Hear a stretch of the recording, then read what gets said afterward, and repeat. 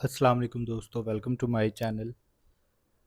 मैं समझ सकता हूँ आप लोग आजकल मुझसे नफ़रत महसूस कर रहे हैं कि मैं रेगुलर नहीं हूँ। मेरे हाथ में कुछ भी नहीं है। सच बताऊँ तो मैं किसी को भी खुश नहीं रख पाता। कोई भी लोगों को मुझसे बिला वजह की तवक्कुआत है। जहाँ बारी मेरी आती है मांगने की, तो मेरी तरफ से आंखें फेर ली जाती हैं। मैं ये हमदर्दियाँ बटोरने के लिए नहीं बता रहा। मेरी ज़िंदगी मेरी उम्र के साथ मुश्किल हो रही है। मैं जिस कुएं में हूँ वो कुआं मुझे एक दिन निगल जाएगा। पता नहीं मैं क्यों लिख रहा हूँ इस वक्त, पर जो भी है आप सब ठीक कह रहे हैं। मैं वो सब हूँ जो आप लोग मुझे समझ रहे हैं। मैं थक गया हूँ हर चीज़ से, खुद से, ज़िंदगी से, लोगों से, लिखने से, सुनने से, बोलने से, हर चीज़ से।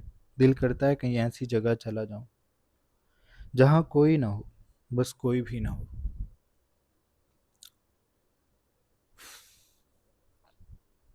खैर,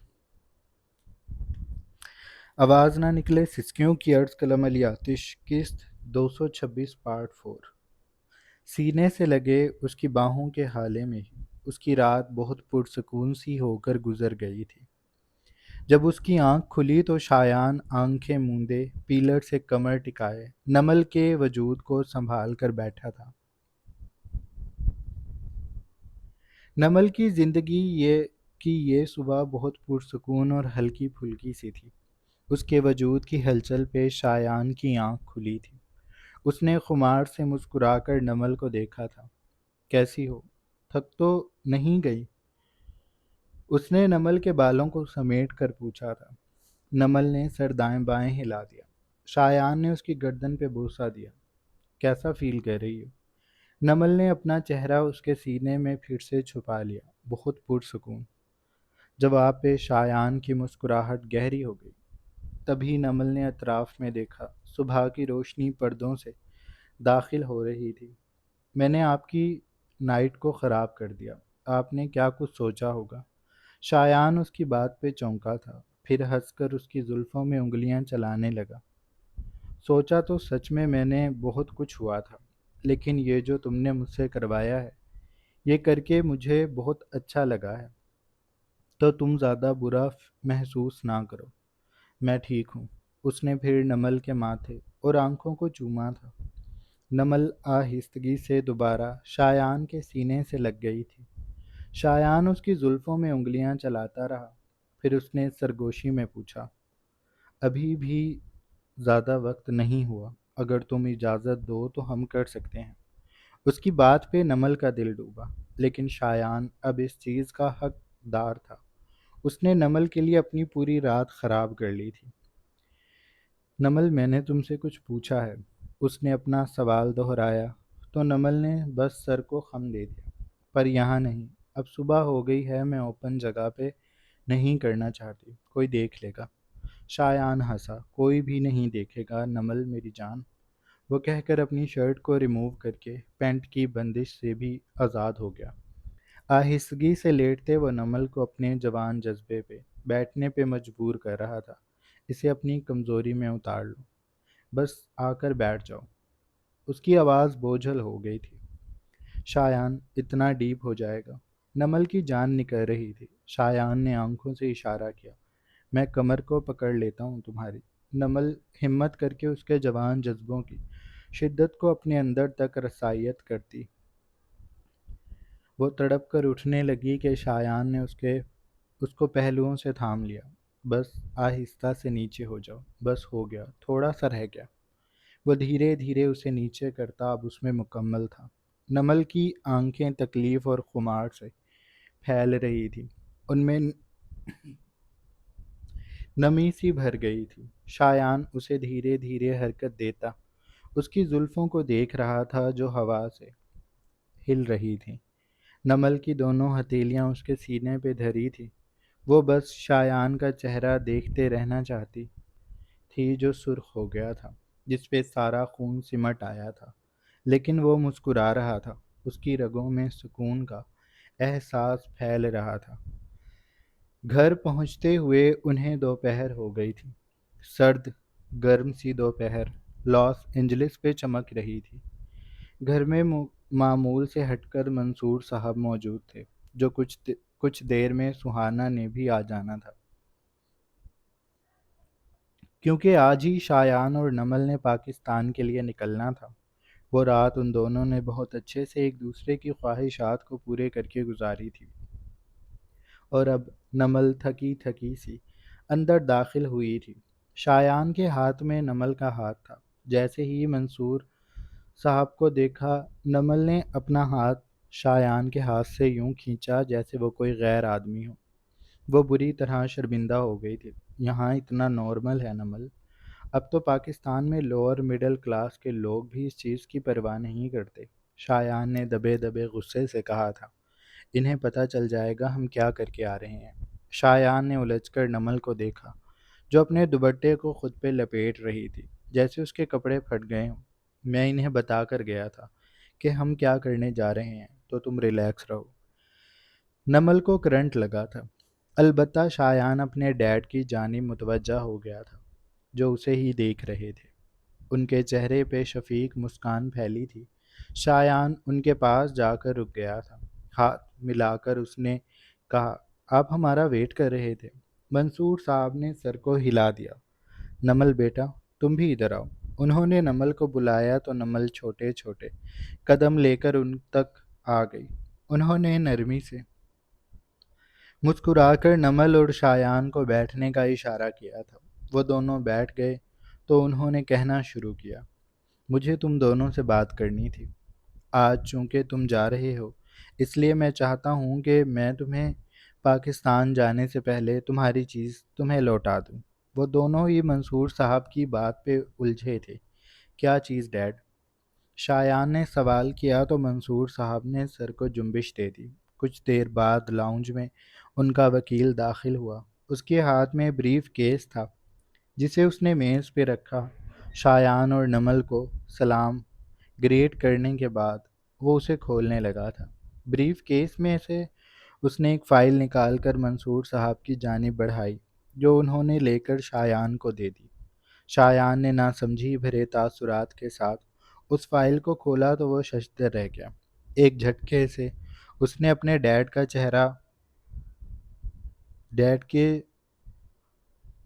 کو چہرہ اٹھا کے دیکھا تھا۔ منصور صاحب کے چہرے پہ وہی مسکراہٹ برقرار تھی۔ ڈیڈ، یہ سب کیا ہے؟ اس کے لہجے میں تعجب بھی تھا اور حیرانی بھی۔ منصور صاحب نے کاندھوں کو ذرا سا اچکایا، یہ تمہارا گفٹ ہے شایان۔ اس نے سر دائیں بائیں ہلایا۔ پر ڈیڈ، آپ نے یہ زمین کیوں خریدی؟ اور وہ بھی اتنی زیادہ قیمت دے کر؟ یہ اتنے کی نہیں تھی۔ یہ وہی زمین تھی جس کے بارے میں بہت پہلے ذکر کیا گیا تھا، جو شایان اپنے نئے ہوٹل کی برانچ بنانے کے لیے خریدنا چاہتا تھا۔ لیکن جس شخص کی یہ زمین تھی وہ اسے دگنا قیمت پہ بیچنے کا خواہش مند تھا، اور شایان نے لینے سے اس لیے انکار کر دیا تھا کہ وہ ناحق پیسے لے رہا تھا، اور اب منصور صاحب نے اس زمین کو انہی مہنگے داموں میں خرید کر شایان کے نام کروا دیا تھا۔ شایان اپنی جگہ سے کھڑا ہو گیا تھا۔ منصور صاحب نے اس کے ہاتھ کو پکڑ کر اسے دوبارہ سے بٹھایا۔ تم ریلیکس ہو جاؤ، میری بات کو دھیان سے سنو۔ کوئی بھی چیز دنیا میں تم سے مہنگی نہیں ہے شایان۔ تم جانتے ہو تم نے بچپن سے جس چیز کا بھی میرے سامنے ذکر کیا وہ میں نے تمہیں لا کر دی ہے، تو میں یہ چیز کیسے نظر انداز کرتا؟ میں نے یہ زمین تمہارے انکار کے فوراً بعد ہی خرید لی تھی، پر میں چاہتا تھا کہ میں یہ تمہیں تب دوں جب تم میرے پاس آؤ، اور اب تم میرے پاس ہو۔ تم صرف زمین کے کاغذات مت دیکھو، اس کے ساتھ میری ایک وصیت بھی ہے۔ شایان ایک بار پھر سے الجھ گیا تھا۔ اس نے فائل میں موجود پیپرز کو الٹ پلٹ کیا اور اس کے بعد شایان کے ہاتھ منصور صاحب کی لکھی وصیت آ گئی تھی۔ وہ اسے پڑھنے لگا۔ اسے ایک اور جھٹکا لگا۔ اس کے چہرے پر موجود تحیر دیکھ کر منصور صاحب مبہم سا ہنسے اور اس کے ہاتھ سے فائل لے کر اپنے وکیل کی طرف بڑھا دی۔ یہ بونگا تو اسی طرح سے حیران ہوتا رہے گا۔ وکیل صاحب، آپ وصیت پڑھ کر سنائیں۔ وکیل نے سر کو جنبش دی اور منصور صاحب کی لکھی وصیت پڑھنے لگا۔ جس میں صاف یہ بات درج تھی کہ شایان اس زمین پہ ہوٹل بنائے گا جو نمل کا ہوگا۔ نمل اسے آنے والے وقتوں میں لیڈ کرے گی۔ جب نمل نے یہ بات سنی تو اس کے پیروں تلے سے زمین نکل گئی۔ اسے لگا جیسے بنگلے کی چھت اس کے سر پہ آ گری ہے۔ اس کی آنکھیں پھٹ کر باہر گرنے کو ہو گئی تھی۔ دل سینے میں بند ہو گیا تھا۔ وہ ایک دم سے بری طرح کنفیوز ہو گئی۔ شایان نے جب اس کی اڑی ہوئی رنگت کو دیکھا تو اس نے بے ساختہ اس کا ہاتھ پکڑا تھا۔ نمل تو چھوٹی چھوٹی باتوں پہ صدمے میں چلی جاتی تھی، پھر یہ تو ایک بہت بڑا فیصلہ تھا جو منصور صاحب نے لے لیا تھا۔ انکل، میں کیسے؟ نمل بدقت بول سکی تھی۔ منصور صاحب نے اس کی جانب دیکھا۔ میں جانتا ہوں تم یہ کر لو گی، تم بہت محنتی بچی ہو۔ میں جب اپنے بیٹے کے بارے میں سب جانتا ہوں تو کیا اپنی بہو کے متعلق نہیں جانتا ہوں گا؟ تم اتنے اچھے گریڈز لے کر آئی ہو، اب تک اسکالرشپ پہ پڑھنے والی بچی ہو، ہر چیز کو بہت جلد سیکھ جاتی ہو۔ ایک وقت میں تم تین تین کام بھی کیا کرتی تھی، تو یہ تو پھر ایک چھوٹی سی معمولی سی بات ہے۔ شایان تمہیں ہوٹل مینجمنٹ کے کورسز کروائے گا، تم پریشان مت ہو، ابھی اس سب میں بہت سال باقی ہیں، تم یہ سب کر لو گی۔ تمہاری بچیاں بڑی ہو جائیں گی، وہ اسکول جانے والی ہو جائیں گی، تب تم اپنی زندگی جینا۔ نمل کی ہتھیلیاں بھیگنے لگیں۔ اس نے کبھی بہت پہلے جب جاب کرنا شروع کی تھی تب اس نے سوچا تھا کہ وہ ایک دن اپنا ہوٹل بنائے گی جس کی وہ مالک ہوگی۔ اونچی ایڑی والی جوتی پہن کر، وہ بالوں کا جوڑا بنا کر، گہرے میک اپ کے ساتھ بازو پر ہینڈ بیگ لٹکائے ٹک ٹک کرتی اتراتی پھرے گی، اور اس کا سٹاف اسے سر جھکا جھکا کر سلامیاں پیش کرے گا۔ وہ جانتی تھی کہ یہ خواب ہمیشہ خواب ہی رہے گا۔ مڈل کلاس لوگ کبھی بھی اتنی رقم نہیں جوڑ پاتے کہ وہ اپنے خواب جی لیں۔ ایک عمر ان خوابوں کے لیے بہت کم ہوتی ہے۔ کچھ لوگوں کی زندگی میں معجزے ہو جاتے ہوں گے، چھت پھٹتی ہے اور پیسے گر جاتے ہیں، لیکن نمل کے لیے یہ سب ناممکن تھا۔ اس کی زندگی میں تو اسے یہ ہونا ہی نہیں تھا، اور اب جب اس نے وہ سب ہوتے دیکھا تو اس کا چہرہ زرد پڑ گیا۔ اس نے سر کو دائیں بائیں ہلایا۔ انکل، مجھ سے یہ سب نہیں ہوگا۔ منصور صاحب نے ناک سے مکھی اڑائی۔ وہ اس کی باتوں سے قائل نہیں ہونے والے تھے۔ وکیل صاحب کو انہوں نے جانے کا کہہ دیا تھا۔ اب لاؤنج میں منصور صاحب، شایان اور نمل موجود تھے۔ تم یہ کر لو گی، میں جانتا ہوں، اور یہ میرا نکما بیٹا کس دن کام آئے گا؟ میں تمہیں ہاؤس وائف بننے بالکل نہیں دوں گا۔ میں جانتا ہوں تم ہر چیز کو مینیج کر لو گی، تب بچیاں بڑی ہو جائیں گی، اور میں چاہتا ہوں کہ تمہارے پاس بھی کچھ ہو۔ تمہارے قدم مضبوط دیکھنا چاہتا ہوں میں نے یہ فیصلہ تمہیں بہو بنا کر نہیں لیا، میں نے تمہیں بیٹی بنا کر یہ فیصلہ لیا ہے۔ میں سہانا کو پڑھا لکھا اس لیے رہا ہوں تاکہ وہ آنے والے وقتوں میں کسی کی محتاج نہ ہو، تو میں تمہارے لیے بھی یہی چاہوں گا کہ تم کسی کی محتاج نہ بنو۔ نمل نے بے بسی سے شایان کی طرف دیکھا۔ شایان پہلے تو اس بات پر اعتراض کر رہا تھا کہ منصور صاحب کو وہ زمین نہیں خریدنی چاہیے تھی، لیکن اب ان کی پلاننگ سن کر وہ جھاگ کی مانند بیٹھ گیا تھا۔ اس کے دماغ میں یہ خیال کیوں نہیں آیا؟ نمل شروع سے ہی نوکریوں کے پیچھے بھاگتی رہی ہے۔ شایان نے تو کبھی اس سے اس کے خوابوں کے متعلق پوچھا ہی نہیں، وہ بس اسے اپنے خواب بتاتا رہا۔ ایک مکمل فیملی، باوفا بیوی۔ اس نے نمل سے کتنی توقعات باندھ رکھی ہیں، لیکن اس نے کبھی نمل سے نہیں پوچھا کہ وہ کیا چاہتی ہے۔ اور آج جب منصور صاحب کے فیصلے کے بعد اس نے نمل کے چہرے کو دیکھا تو وہاں پر حیرانی، استجاب اور بے بسی کے علاوہ بھی ایک چیز تھی جو اس کی آنکھوں میں نمایاں ہو رہی تھی۔ وہ یہ کرنا چاہتی تھی۔ اس کی آنکھوں میں جوش کی چمک تھی۔ شایان نے اس کے ہاتھ کی پشت کو اپنے انگوٹھے سے رب کرنا شروع کیا۔ ہم یہ کر لیں گے، میں ہوں نا، میں تمہیں سب سکھاؤں گا۔ ڈیڈ ٹھیک کہہ رہے ہیں، تمہیں بھی تمہاری زندگی جینے کا پورا حق ہے۔ جب ہماری بچیاں اسکول جانے والی ہو جائیں گی تو تم مارننگ شفٹ کرنا، میں ایوننگ کر لوں گا۔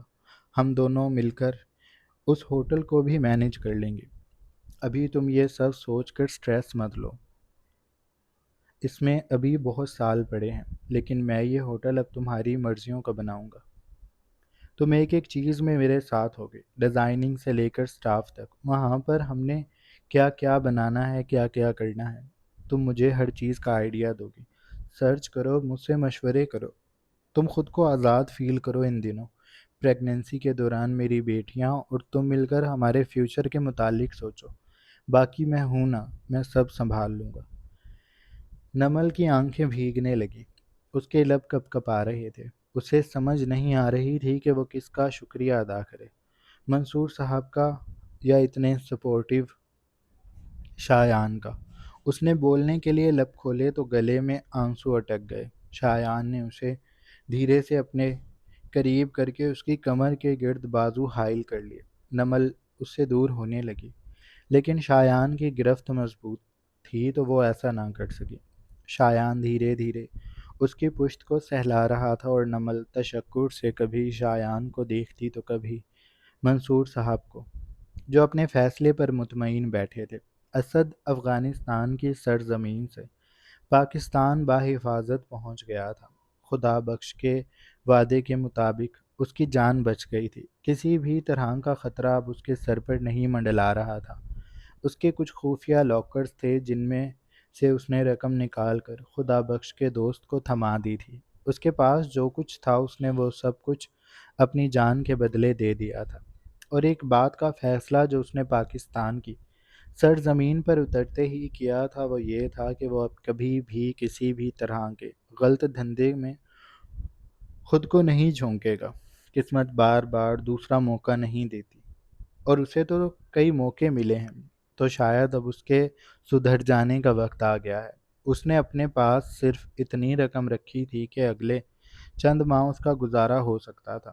وہ خود کے لیے چھوٹے موٹے کاروبار کے متعلق بھی سوچ رہا تھا، اور ساتھ ہی اس نے پاکستان آتے ہی اپنی والدہ کو ڈھونڈنا شروع کر دیا تھا۔ ٹینا نے اس سے وعدہ لیا تھا کہ زندگی جب بھی اسد کو موت کے منہ سے بچائے گی تو وہ اپنی ماں کو لازمی ڈھونڈے گا، کیونکہ وہ اسد کی آنکھوں میں اپنی ماں کے لیے تڑپ دیکھ چکی تھی۔ اسے اس بات کی بھی پریشانی تھی کہ نہ جانے ٹینا کس حال میں ہوگی، اس کے ساتھ ان لوگوں نے کیا کیا ہوگا، اور جب سے پاکستان آیا تھا اسی متعلق سوچ رہا تھا۔ لیکن فی الحال اس کا زیادہ تر فوکس اپنی والدہ کو ڈھونڈنے میں تھا۔ اس نے اپنے کچھ جاننے والوں سے رابطہ کیا جو فیک ڈیٹیکٹیوز تھے، لیکن وہ لوگ کسی کی بھی جانکاری جلد از جلد نکال سکتے تھے، اور اسد کو اپنی ماں کے متعلق جاننے میں وقت نہیں لگا۔ اس کی ماں لاہور سے کچھ آگے غیر معروف سے شہر میں ایک سادہ سی زندگی گزار رہی تھی۔ اسد کے سوتیلے بہن بھائی بھی تھے۔ اس کی ماں نے یقیناً دوسری شادی کر لی تھی، اور وہ ایک عام عورت کی طرح اپنے گھر اور خاندان میں مصروف تھی۔ جب اسد نے اپنی ماں کو تصویر میں دیکھا تو اس کی آنکھیں بھیگ گئیں۔ اس کا پورا وجود لرزنے لگا تھا۔ اسے یوں لگ رہا تھا جیسے آنسو اس کی آنکھوں سے ہوتے اس کے پورے وجود کو بھگو رہے ہیں۔ اس کے پاس اس کی والدہ کا ایڈریس بھی تھا، اور اسد اب کسی بھی تاخیر کے بعد ان سے ملنا چاہتا تھا۔ اسی لیے اس نے اپنا بیگ تیار کیا اور ان سے ملنے کے لیے نکل گیا۔ نمل اور شایان پاکستان لوٹ آئے تھے۔ ایک بے معنی سی اداسی ان دونوں کے اعصاب پر ہی سوار تھی۔ اب بھی وہ لوگ پرائیویٹ جیٹ میں آئے تھے، لیکن واپسی کا راستہ اتنا خوشکن نہیں تھا جتنا پہلے والا تھا۔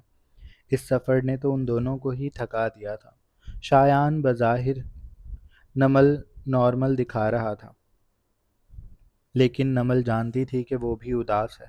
اپنے گھر والوں کو اتنے عرصے کے بعد مل کر چھوڑ کر آنا آسان نہیں تھا، لیکن شایان کا فیصلہ ٹھیک بھی تھا کہ یہاں پاکستان میں موجود اس کا اپنا کاروبار اس کی توجہ مانگ رہا تھا، اور پھر ان دونوں کی اینیورسری بھی قریب تھی جس کے متعلق نمل کو خبر نہیں تھی، تو یہ سب ابھی راز ہی تھا۔ منصور صاحب اور سہانا نے ان دونوں سے یہ وعدہ کیا تھا کہ وہ لوگ نمل کی ڈیلیوری سے پہلے پاکستان آ جائیں گے اور کافی عرصہ ان کے ساتھ رہیں گے۔ اس بات سے مطمئن ہو کر وہ دونوں اپنے بنگلے میں موجود تھے۔ ملازموں نے اس بنگلے کو اس طرح رکھا ہوا تھا جیسے وہ چھوڑ کر گئے تھے، صاف ستھرا چمکتا، لیکن ان دونوں کو یہ جگہ بہت سنسان سی لگ رہی تھی۔ ایک عجیب سی اداسی ان دیواروں پہ رینگتی ہوئی محسوس ہوتی تھی۔ جب نمل اور شایان کمرے میں آئے تو شایان کے قریب بیٹھتے ہی نمل اس کے سینے سے لگ گئی۔ اس کی آنکھوں سے آنسو رک نہیں رہے تھے، جبکہ سہانا اور منصور صاحب لاس اینجلس میں بھی ایسا کچھ نہیں کرتے تھے جس سے ان کی کمی زیادہ محسوس ہوتی ہو۔ بس ایک اپنائیت کا احساس تھا جو وہاں تھا اور اب یہاں نہیں ہے۔ جب تک وہ لوگ یہاں اکیلے رہتے تھے ان کے لیے یہ جگہ نارمل تھی۔ وہ دونوں ادھر خوش تھے، لیکن اب جب ان سے مل کر یہاں لوٹے تو انہیں یہ جگہ کاٹنے کو دوڑ رہی تھی۔ شایان دھیرے سے بیڈ پہ لیٹ گیا تھا۔ اس نے نمل کا سر اپنے سینے پہ رکھا، اس کی کمر کو دھیرے دھیرے سہلاتا رہا۔ اگر تمہارا دل نہیں لگ رہا تو ہم واپس چلتے ہیں۔ میں تمہیں یہاں اس لیے تھوڑی لایا ہوں کہ تم اپنا رو رو کر برا حال کر لو، نمل رندھی ہوئی آواز سے جواب دیا۔ میں رونا نہیں چاہتی، لیکن یہ آنسو رک ہی نہیں رہے۔ میں یہاں آ کر بھی خوش ہوں۔ میں اپنے دوستوں سے ملوں گی، یہ جگہ میری اپنی ہے، لیکن یوں لگ رہا ہے جیسے میں اپنے جسم کا ایک خاص حصہ وہاں پر چھوڑ آئی ہوں۔ مجھے انکل اور سہانا ابھی سے یاد آنے لگے ہیں۔ آخری جملہ کہتے اس کی آواز بری طرح سے آنسوؤں سے بھیگ گئی تھی۔ وہ اپنے چہرے کو شایان کے سینے میں چھپا کر سسک رہی تھی۔ اگر وہ چہرہ اٹھا کر دیکھتی تو جان پاتی کہ شایان منصور کی آنکھوں میں بھی نمی تھی۔ اسے بھی اپنے ڈیڈ اور سہانا دونوں ابھی سے یاد آنے لگے تھے، اور وہ ابھی سے ان کے آنے کے دن گننے لگا تھا۔ اس کا اب اپنے رشتوں کے بغیر رہنا ممکن نہیں تھا۔ وہ دیکھ چکا تھا کہ اس سے کون کتنی محبت کرتا ہے۔ اس کی زندگی کی کتاب سے اس کی ماں کا نام اس نے مٹا دیا تھا۔ وہ بغیر ماں کا تھا، اس کی کوئی ماں نہیں تھی، اور اگر تھی تو وہ مر چکی تھی۔ لیکن شایان یہ نہیں جانتا تھا کہ اس مرنے والی ماں نے مرنے سے پہلے اس کی زندگی اور خوشیاں ختم کرنے کی بھی پوری کوشش کی ہے۔ وہ شیشے کے سامنے کھڑی اپنی زلفیں بخیرے انہیں سنوار رہی تھی۔ اس کی ساری توجہ خود پہ تھی۔ ایک ایک بال کو بڑے لگاؤ سے سنگھار میں سے کنگھے سے سلجھاتی وہ کسی گیت کو گنگنا رہی تھی۔ اس نے رات ہی بہت زیادہ ڈپریس رہنے کے بعد یہ فیصلہ کیا تھا کہ وہ سیلف لو کرے گی، کسی پہ توجہ نہیں دے گی، بس اپنے اوپر ساری توجہ رکھے گی۔ خود کے لیے وہ سارے کام کرے گی جو وہ کسی بھی دوسرے شخص سے توقع کرتی ہے۔ اس کی گنتی میں اب اس سے خاص کوئی بھی نہ تھا، اور یہ فیصلہ وہ ہر رات کیا کرتی تھی۔ اور شام تک جب وہ گھر آتی تو بہت کچھ ساتھ لاتی تھی۔ اس کے پاس بہت سارے سوال ہوتے تھے جن کا جواب اس کے پاس نہیں تھا، پر اس وقت وہ اپنے سارے سوالوں کو خود میں دبا کر اپنے آپ میں مگن تھی۔ تبھی سامنے پیشانی کے بال درست کرتے اسے کچھ غلط ہونے کا احساس ہوا۔ اس کے ٹھیک سر پہ بلب روشن تھا، جس کی روشنی واضح اسی پہ پڑ رہی تھی۔ سر میں کچھ چمکا تھا، ایک نہیں، دو نہیں، یہ 3 سے زیادہ تھے، تقریباً 5۔ او مائی گاڈ! وہ اتنا بڑبڑا کر حلق کے بل چلائی تھی۔ اس کی چیخوں سے کمرے کی دیواریں ہل گئی تھیں۔ پاکستان آنے کے بعد وہ آج ہوٹل پہلی بار گیا تھا۔ نمل نے ابھی کسی کو بھی نہیں بتایا تھا کہ وہ آ گئی ہے۔ اس نے سوچا تھا کہ وہ شام تک بتا دے گی۔ ابھی وہ بس آرام کرنا چاہتی تھی۔ اسے ہلکا سا بخار محسوس ہو رہا تھا، اس لیے وہ اپنے کمرے میں کمبل میں دبکی یقیناً سو رہی ہوگی۔ شایان نے دوپہر میں اس سے بات کی تھی، وہ تب بھی لیٹی ہوئی تھی۔ اسے اچھے سے کچھ کھانے کی ہدایت کرتا وہ بھی کہہ چکا تھا کہ وہ شام کو جب گھر آئے گا تو ڈاکٹر کو لیتا آئے گا۔ نمل کا ہلکا پھلکا چیک اپ ہو جائے گا۔